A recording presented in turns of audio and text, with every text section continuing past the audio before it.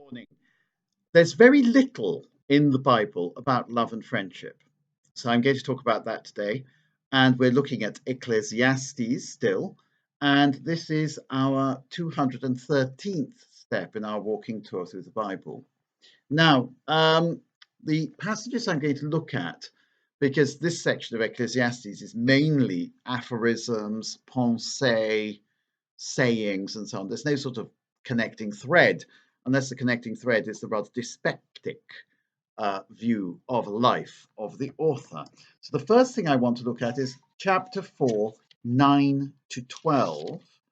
And he says this: better two than one alone, since their work is really rewarding. If one should fall, the other helps him up. But what of the person with no one to help him up when he falls? Again, if two sleep together, they keep warm. But how can anyone keep warm alone? When one alone would be overcome, two will put up resistance, and a threefold cord is not quickly broken. Now, nice little sayings there. What's he talking about? Well, what he's talking about is friendship here. And he's got a very he likes friendship. He says, you're better off with a friend rather than stuck on your own. He doesn't like solitude. The love of solitude is something that really only began in the 19th century when people started installing hermits in their gardens and things like that. I wandered lonely as a cloud, said Wordsworth. Well, no Roman or Greek would have thought wandering lonely was a good thing at all. You wanted to wander with other people. You wanted to band together. And of course, the great exponent of friendship is Aristotle, who says that we have friends because friends are useful for us and delightful for us.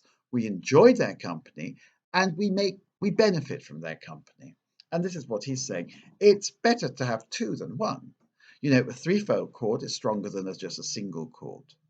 And he says, if you fall over, somebody will pick you up. So your friend is useful to you. Where one alone would be overcome, two will put up resistance. People won't push you around if you've got allies. So actually, the word we're looking for maybe is better. Allies. We need friends. We need allies. We need supporters. Now, what's this a bit about the bed? Well, it's true, particularly in countries with no heating. And in the Holy Land, of course, it could get quite cold at night. If two sleep together, they keep warm. But how can anyone keep warm alone? You're wiggling around in bed and you're freezing cold. And if you remember, Abishag, the Shunammitess, was brought in to keep King David warm in his bed. She was not brought in for any sexual purpose. In those days, people did share beds. Indeed, they did until very recently, even in this country. And the sharing of a bed would not have been a sexual thing. It would have been the fact that beds are expensive and there weren't that many to go around. And the idea was that if you shared a bedroom with somebody or shared a bed with somebody, well, it would be a little bit warmer than not. So friendship is useful. And this isn't a bad thing. Surely you have some friends who can be of use to you. I sometimes say this to people who are in a difficult situation. Is there somebody you could talk to? Somebody who would give you advice? Is there somebody who could help you? Is there somebody who could help you with the children? Somebody could give you advice about how to work the system of benefits and so on and so forth. We do need friends because two is better than one. It's really straightforward. So we are naturally people who form bonds. I think we shouldn't overemphasize the altruistic nature of friendship. Friendship is there to be useful to us, and that's okay. It's much nicer spending the evening with somebody watching television than watching television on your own. It's much nicer spending the evening drinking with somebody rather than drinking on your own. And so it goes on. Our friendships are useful to us. They build us up. That's good. We're not here to sacrifice ourselves all the time. We must also, make use of our friends, and they make use of us. It is a mutually reinforcing relationship. Okay, there's very little on friendship in the Bible. That's why I mentioned this here. Very little indeed on friendship. Now, if you go ahead, chapter 7, 26 to 29. Marriage. Well, no, don't even go there. We don't even get as far as marriage. Here he really has a go. And here he's very similar to the author of the book of Proverbs, because he says, and I find woman more bitter than death.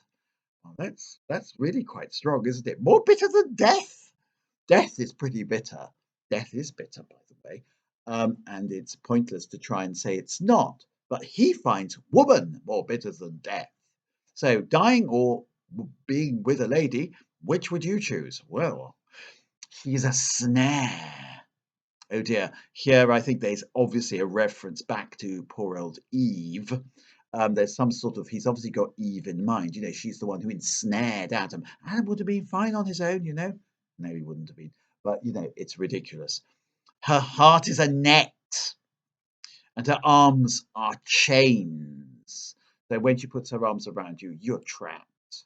Now, I suppose quite a few people have got married or got into relationships and felt trapped. There's no doubt about that. Quite a lot of people have wondered, my goodness, why did I ever get married? And maybe that's what he's got in mind, that our emotions lead us astray. And that's interesting, isn't it? Because quite often we think we're in love, but we're not really in love. We're in lust. And our lustful desires lead us into a sense of imprisonment. So if this woman is a snare, her heart is a net, and her arms are chains, and she entraps you, she only entraps you because you let her entrap you. It's not really her fault, it's your fault, because you're the sort of person who gets caught, because you're waiting to be caught, if you see what I mean. You are not in control of yourself. You have your lusts have led you astray. Now, the man who is pleasing to God eludes her, but the sinner is captured by her. So if you are captured by a bad woman, it's your own fault because you're a sinner. But is it really the woman's fault? Why is he seeing the woman as so ghastly? Well, I think it's projection. He's not really happy with his own desires, and so he blames the object of his desires, not the desires himself. Now, that is an insight worth having, isn't it? You know, people quite often blame the object of your desires. Oh, food. I have a bad relationship with food. No, no, you don't. Food's fine. You're just greedy. Well, it's true, isn't it? And so it goes on.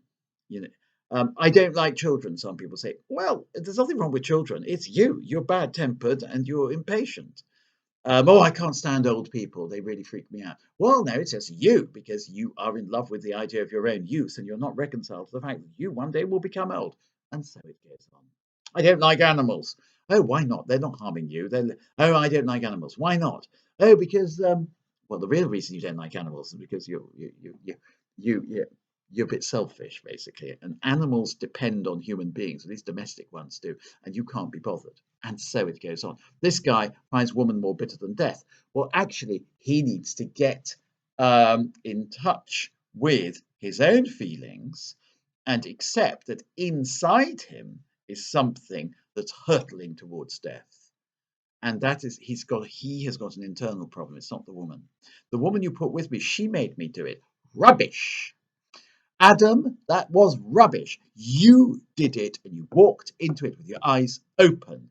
And it's not the fault of the woman you put with me. In other words, you, God, it's all your fault because you created the woman in the first place. No, Adam, you were put in the garden to till it and to look after it. You are responsible for your own actions. Don't try and pass it off onto other people. So that's one of the things we do when we examine our consciences, when we're going to confession. We look at our own actions, our own responsibilities. We try not to blame other people. This is what I think, says the preacher, having examined one thing after another to draw some conclusion, which I'm still looking for, though unsuccessfully. So he hasn't really made a conclusion. One man in 1,000 I might find, but a woman better than other women? Never. What a dyspeptic old creature he is. So he does have some good things to say, but quite often he is a bit of a shriveled old stick, isn't he? And everything is futility, everything is a chasing of the wind, and so on and so forth. Anyway, I think those two little passages are quite interesting, though. Hope you've enjoyed them. Bye for now. Arrivederci.